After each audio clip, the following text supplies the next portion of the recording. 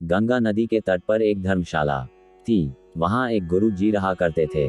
वह दिन भर तप और ध्यान में लीन होकर अपना जीवन यापन करते थे।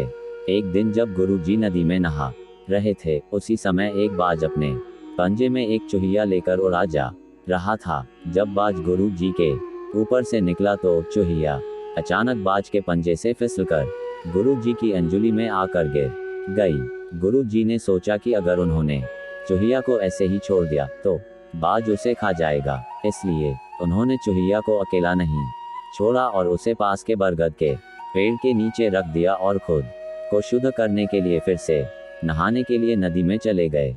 नहाने के बाद गुरु जी ने अपनी शक्तियों का इस्तेमाल करके चूहिया को एक छोटी लड़की में बदल दिया और अपने साथ आश्रम ले गए।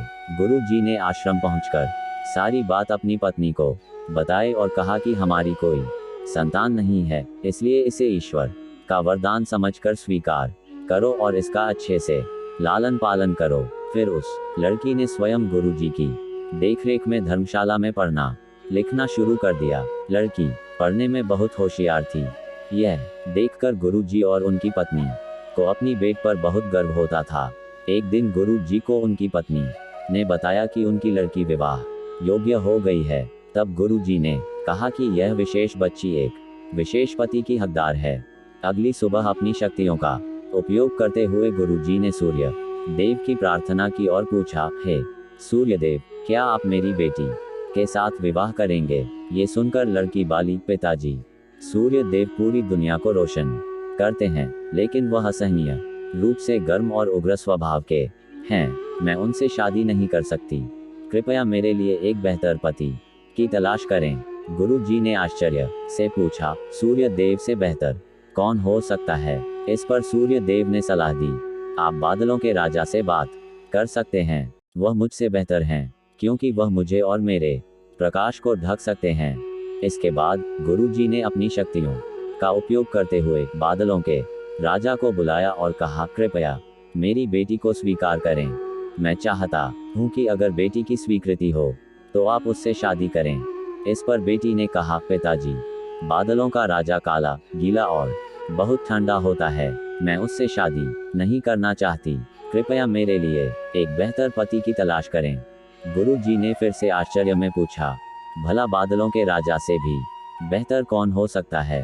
बादलों के राजा ने सलाह दी, गुरुजी, आप हवाओं के भगवान वायुदेव से बात करें। वह मुझसे बेहतर हैं, क्योंकि वह मुझे कहीं भी उड़ा कर ले जा सकते हैं।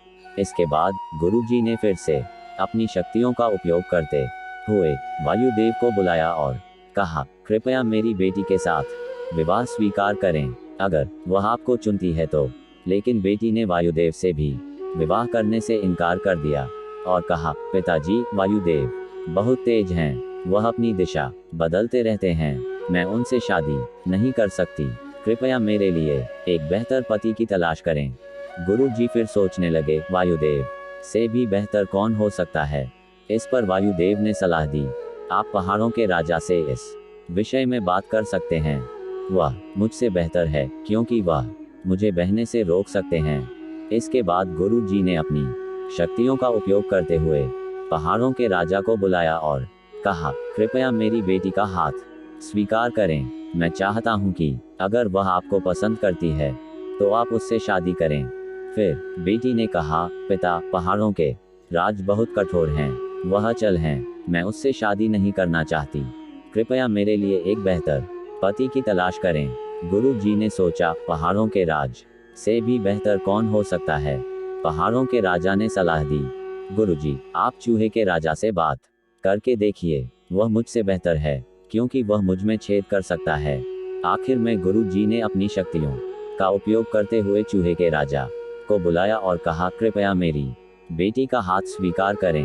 मैं चाहता हूँ कि आप उससे शादी करें, अगर वह आपसे शादी करना चाहे। जब बेटी चूहे के राजा से मिली तो वह खुश होकर शादी के लिए राजी हो गई। गुरु ने अपनी बेटी को एक सुंदर चूहिया के रूप में वापस बदल दिया। इस प्रकार गुरु जी की बेटी चूहिया का स्वयंवर संपन्न हुआ। कहानी से सीख, जो जन्म से जैसा होता है उसका स्वभाव कभी नहीं बदल सकता।